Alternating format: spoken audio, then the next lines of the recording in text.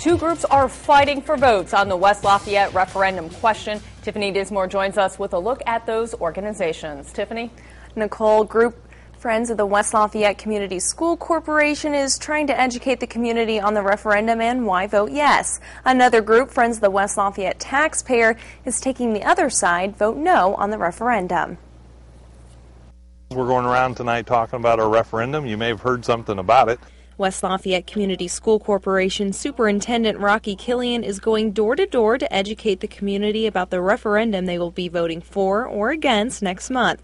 In tough times when the state is cutting back on education, the referendum could bring as much as $3.5 million to the district. As long as I'm superintendent, we're going to do everything we can to avoid cutting our arts and music and sports programs, and that's really what this is all about, maintaining our award-winning programs for our schools. The referendum would increase the city's property taxes as much as 43 cents for every $100 of assessed value. Friends of the West Lafayette Taxpayer Chairperson Brian Walker says in tough economic times, taxing people isn't a good idea. He says other school corporations are dealing with the same budget woes. Will they have to tighten their budget and live within their means? They'll do that, and they'll find a way to do that. That's what school corporations have to do all around us.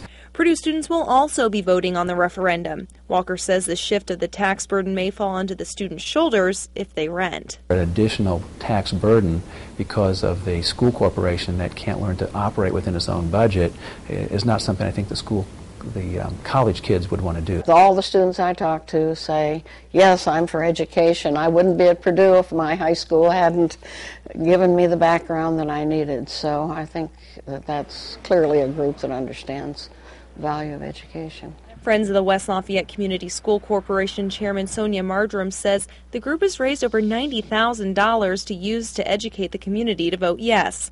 Walker could not give the funding information for the Friends of the West Lafayette Taxpayer. Voting on the West Lafayette referendum will take place on primary election day, May 4th. Tiffany Dismore, News Channel 18.